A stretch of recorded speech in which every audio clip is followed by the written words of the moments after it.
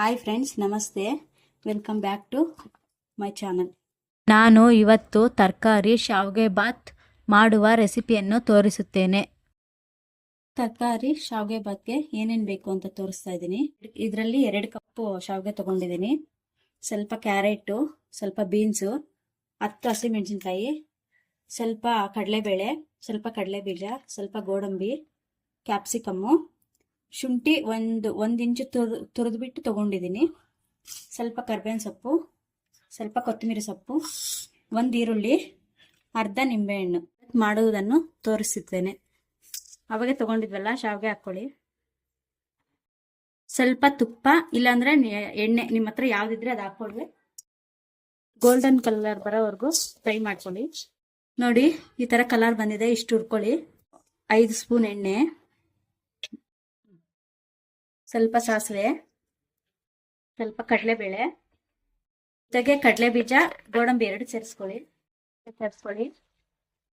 ಸ್ವಲ್ಪ ಫ್ರೈ ಮಾಡ್ಕೊಳ್ಳಿ. ಮತ್ತೆ ಕ್ಯಾಪ್ಸಿಕಮ್ ಸೇರಿಸ್ಕೊಳ್ಳಿ. ಕ್ಯಾಪ್ಸಿಕಮ್ ಸ್ವಲ್ಪ ಚೆನ್ನಾಗಿ ಫ್ರೈ ಆದ್ಮೇಲೆ ಈರುಳ್ಳಿ ಸೇರಿಸ್ಕೊಳ್ಳಿ. 2 ಈರುಳ್ಳಿ ತಗೊಂಡಿದ್ದೀನಿ. ನೋಡಿ, ತರ ತುಂಬಾ ಸಣ್ಣಗೆ ಹಚ್ಕೋಬೇಕು. ಉಪ್ಪು ಹಾಕೊಳ್ಳಿ.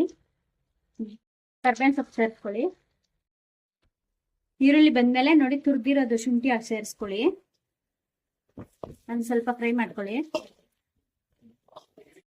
ಶುಂಠಿ ಸ್ವಲ್ಪ ಫ್ರೈ ಆದ್ಮೇಲೆ ಮತ್ತೆ ಕ್ಯಾರೆಟ್, ಬೀನ್ಸ್ ಸೇರಿಸ್ಕೊಳ್ಳಿ. ಆದಷ್ಟು ಸಣ್ಣಗೆ ಹಚ್ಕೊಳ್ಳಿ, ಚೆನ್ನಾಗಿ ಬೇಯುತ್ತೆ. ನೋಡಿ, ಈ ತರ ಮಾಡ್ಕೊಳ್ಳಿ. ಯಾವಾಗ್ಲೂ ಒಂದೇ ತರ ಮಾಡೋ ಬದಲು ಈ ತರ ಮಾಡ್ಕೊಡಿ. ತರಕಾರಿ ತಿಂದೇ ಇರೋರು ಕೂಡ ತಿಂತಾರೆ, ಇದ್ರಲ್ಲೆಲ್ಲ ಆ್ಯಡ್ ಆಗಿರುತ್ತಲ್ಲ. ಈ ತರ ಮಾಡ್ಕೊಡಿ, ಚಿಕ್ಕ ಮಕ್ಳು ಕೂಡ ಆರಾಮಾಗಿ ತಿಂತಾರೆ. ಬಾಕ್ಸ್ ಕೂಡ ಖಾಲಿ ಮಾಡ್ಕೊಂಡ್ ಬರ್ತಾರೆ. ಮತ್ತೆ ಅವಾಗ್ಲೇ ಹುರಿದಿಟ್ಕೊಂಡಿದ್ವಲ್ಲ ಶಾವಿಗೆ ಸೇರಿಸ್ಕೊಳ್ಳಿ. ವಿಡಿಯೋ ಸ್ಕಿಪ್ ಮಾಡಿ ನೋಡ್ಬೇಡಿ. ನೀರ್ ಎಷ್ಟ್ ಹಾಕ್ಬೇಕು ಅಂತ ಹೇಳ್ಕೊಡ್ತೀನಿ.